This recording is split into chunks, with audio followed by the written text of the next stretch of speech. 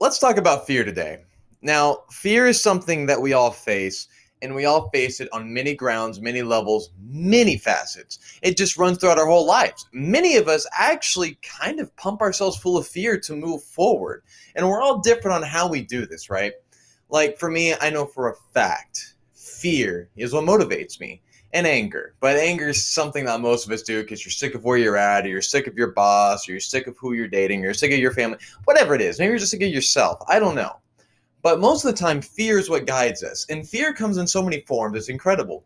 It can be fear of never being good enough. It can be fear of resorting back to what you used to be. It can be fear of strictly enough, never owning up to who you really are.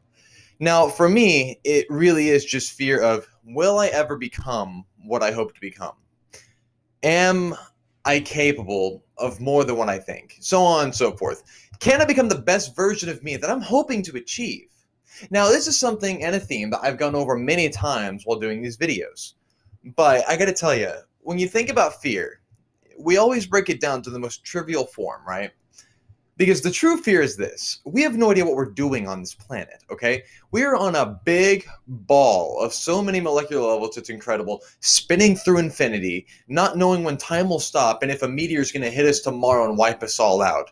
Because science can only go so far. We don't know what's going to happen.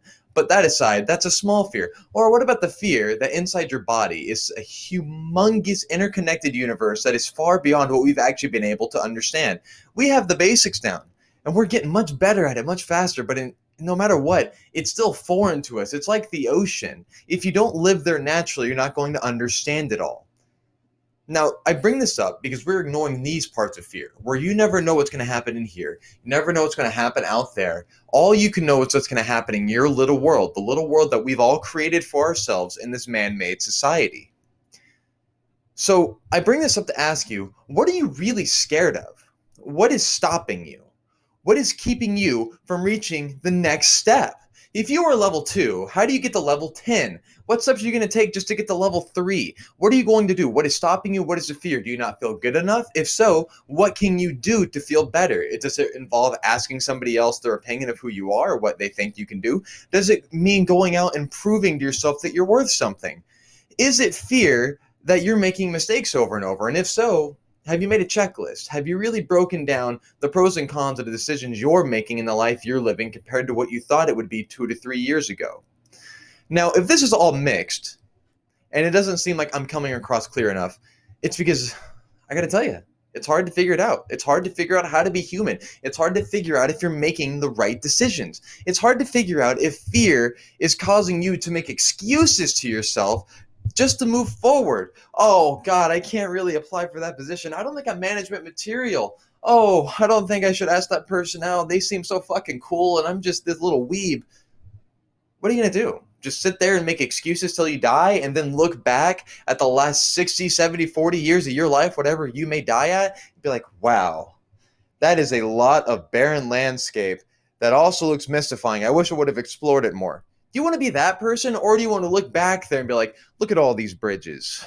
I have went across all of them. I've seen all the different caves, all the different facets. Nothing is in the dark. I have seen all that I need to see to understand this is how I ended up here and now. But that's the problem. Fear comes in so many factors that it is past, present, future. Many people fear the past. They fear the past because they fear they're going to repeat it.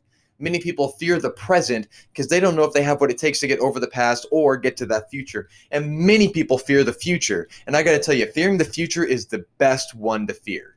Now, why? Because it's hard to own it because you really have no idea what's going to happen. We've all been to a place, we've all been in that point in time where something completely unexpected happened, good or bad, that caused you to realize you have no control over what's going to happen. You can only try to influence what's going to happen next, but it's still not a guarantee, ever. So I think honestly, fearing the future is the way to go, because fearing the past, you're fearing what's already happened. It's too late. It can't change. You can try to rectify it, you can try to absolve it, you can do whatever, but it still happened. It's still there, which means if you can fix the past by that means trying to make amends for the wrongdoings you've committed, that means you can help the present. And if you're scared of the present, that's Not good, because it's the present. That means you're here in the moment to fix it now. Don't let it burden you forever. And I'm telling you from experience. I'm someone that when something happens in the present that I wasn't expecting, it's not a freak out, but I start going too far in the future into what I can't control instead of being here and now and just solving it. And I'm getting better at it, but it's hard because we're all forced to do shit like this just as a human experience. But if you're scared of the future, that's fine. Be scared, but don't let it own you. You know what? Fuck it. Don't even be scared. Don't even be really fearful. Just be cautious. Just be nervous.